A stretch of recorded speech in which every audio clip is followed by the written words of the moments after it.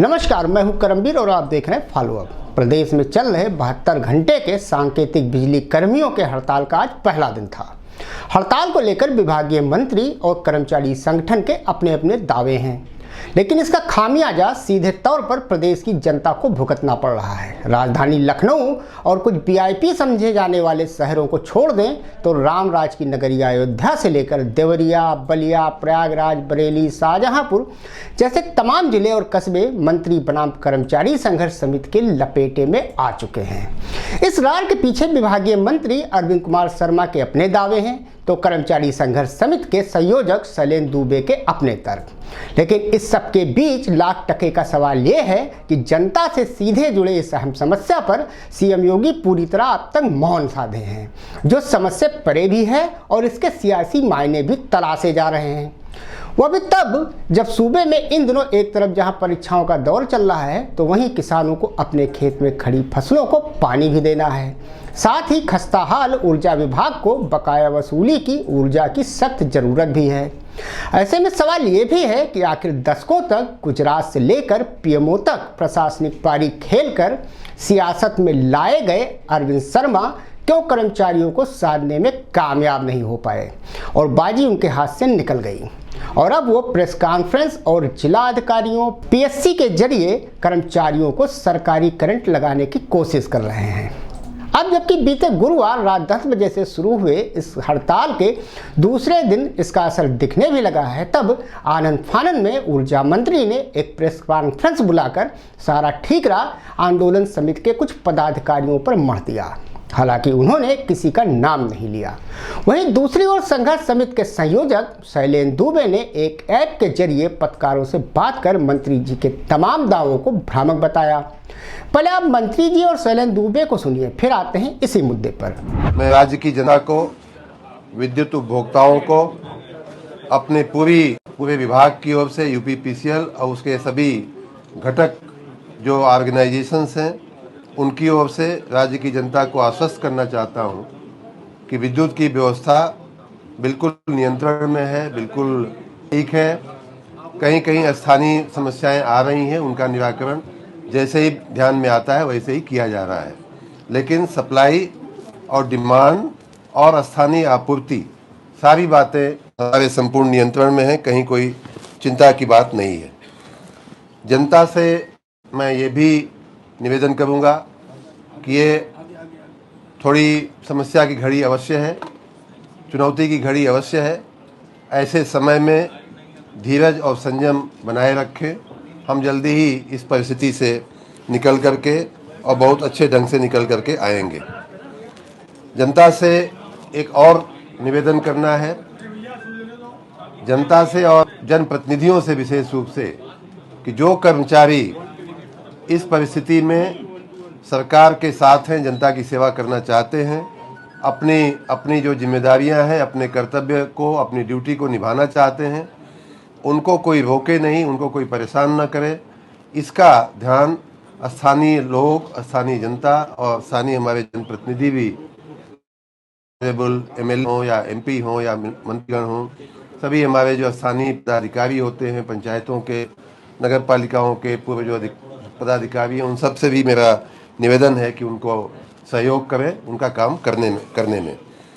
और अंतिम जो बात मैं जनता से कहना चाहूँगा वो ये है कि साथ ही हमारे काम में विघ्न डालने वाले लोगों को भी पहचानें, उनसे सतर्क रहें, उन्हें इस तरह के अवसर, इस तरह का काम न करने दें।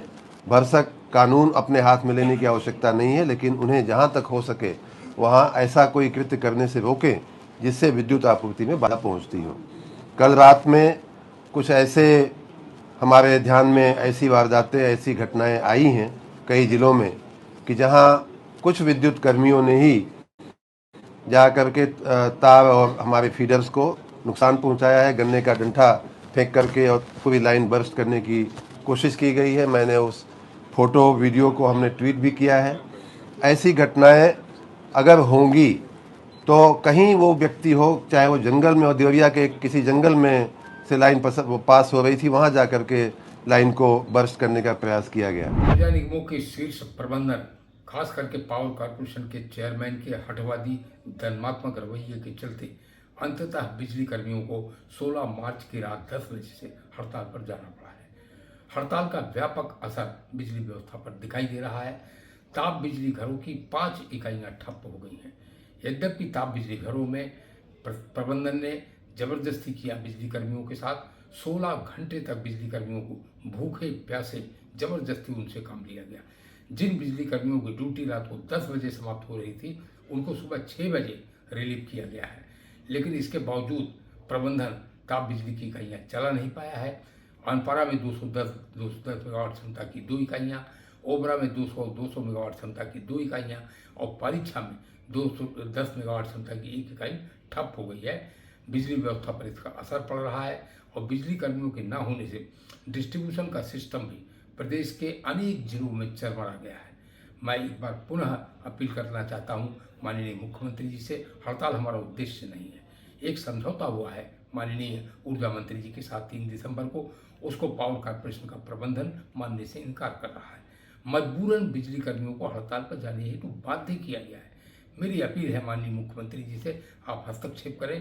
बिजली कर्मियों का लक्ष्य हड़ताल नहीं है, समझौते का क्रियान्वयन हो, बिजली कर्मी काम पर वापस लौटें, ये टकराव का वातावरण समाप्त हो। इंकलाब जिंदाबाद। दरअसल मंत्री जी अपने प्रेस कॉन्फ्रेंस में जिन कर्मचारियों पर कार्रवाई करने, यथास्थिति कायम रखने और हालात से निपटने का दावा कर रहे हैं, उन पर शैलेंद्र दुबे के अपने तर्क हैं। जैसे कि मंत्री जी ने जिन दिनेश पांडे का जिक्र प्रेस कॉन्फ्रेंस में किया, उस पर शैलेंद्र दुबे का कहना है कि दिनेश पांडे उनके साथ हैं।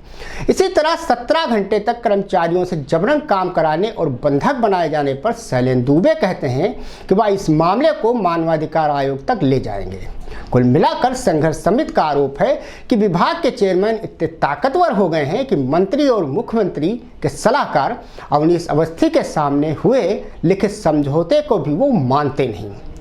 तो वहीं विभागीय मंत्री इस बात की दुहाई दे रहे हैं कि बीते 3 साल पहले भी कुछ ऐसे ही समझौते हुए थे जो आज तक पूरे नहीं हुए।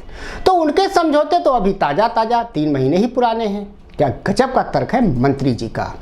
वहीं ऊर्जा मंत्री अरविंद शर्मा के दावों के ठीक उलट कर्मचारी संघर्ष समिति का दावा है कि 72 घंटे की सांकेतिक हड़ताल से उत्पादन निगम की 1030 मेगावाट क्षमता की 5 इकाइयां ठप हो चुकी हैं। इसके साथ ही प्रेस कॉन्फ्रेंस के दौरान ऊर्जा मंत्री द्वारा बिजली कर्मियों पर लगाए गए तोड़फोड़ के आरोप का संघर्ष समिति ने कड़ा विरोध भी किया है।